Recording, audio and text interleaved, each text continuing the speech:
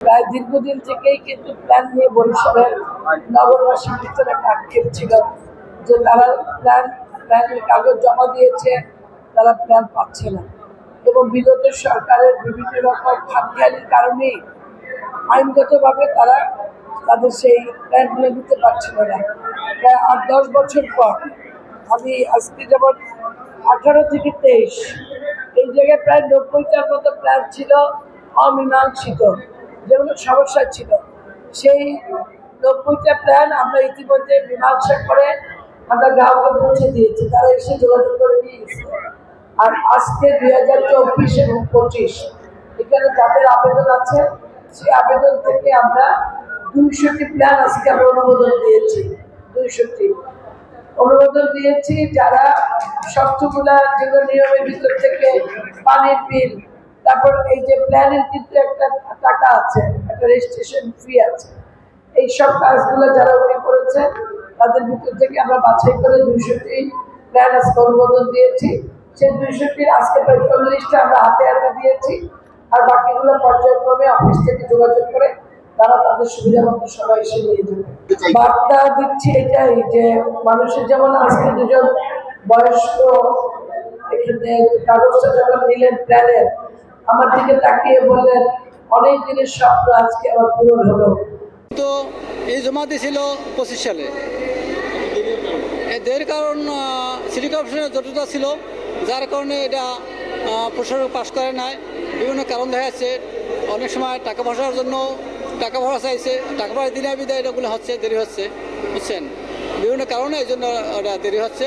এখন নূতন প্রশাসন আসার পর জটিলতা ভেঙে গেছে, টাকা পয়সা কিছু লাগে নাই, আর আজকের এই জন্য প্ল্যান দিয়ে দিয়েছে, হাজার দিয়ে দিয়েছে। অন্যতম এই দীর্ঘ 8 সাল থেকে 23 সাল পর্যন্ত যে জটিলতা ছিল প্ল্যানে, সেখানে সে 91টা প্ল্যান হস্তান্তর করছে পূর্বেই, এবং আজকে 200টি প্ল্যান হস্তান্তর করে যুগান্তকারী একটা পদক্ষেপ নিয়েছে।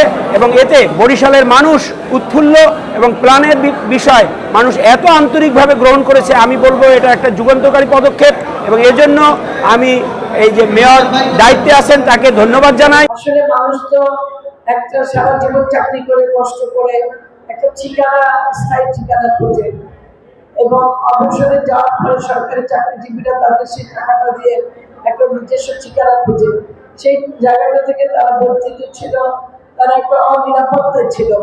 আমরা বরিশালের মানুষের কাছে এই বার্তাটাই দিতে চাই যে সিটি কর্পোরেশনের দায়িত্ব নেওয়ার পর থেকে আমরা জনগণের সেবকের দায়িত্ব নিয়ে কাজ করতে চাই, এবং সেইভাবেই আমরা কাজ করে যাচ্ছি। আপনারা কোনো ধরনের কোনো চিন্তা না করে আপনাদের সর্বধরনের সেবা সিটি কর্পোরেশন থেকে দেওয়ার জন্য আমরা প্রস্তুত। যে 10 বছরের প্ল্যান দেওয়া হয়নি বা যারা দেয়নি সেটা নিয়ে পিছনের কথা না বলি, আগামী দিনের বাংলাদেশ, যারা তারেক রহমানের যে বাংলাদেশ, জনগণের জন্য কাজ করার জন্য, জনগণের পাশে থেকে জনগণের জন্য কাজ করা, সেই সেবা নিয়েই আমরা কাজ করতে চাই। এবং প্রতিটি সিটি কর্পোরেশনের যারা প্ল্যান শাখায় বা যে কোনো ধরনের সেবায় যারা আসবে আমাদের জন্য, তাদের জন্য আমাদের দরজা সবসময় খোলা থাকবে। আমরা সবসময় তাদের কাছে সেবা পৌঁছে দেওয়ার জন্য প্রস্তুত আছি। আমরা এই সবগুলোই আমরা আমাদের আলোচ্য সূচিতে এনেছি, আমরা নোটিশ করেছি যে কোথায় কোথায় আমাদের অব্যবহৃত সিটি কর্পোরেশনের জায়গা, তারপর সিটি কর্পোরেশনের স্টক, সিটি কর্পোরেশনের ঘর বাড়ি, সেগুলোকে আমরা নোটিশ করেছি। আমরা সেগুলো দ্রুত সংস্কার করে আমরা আমাদের নিজেদের প্রয়োজনে অথবা নাগরিকদের জন্য যেটা যেভাবে প্রয়োজন সেটাকে আমরা কাজে লাগাবো।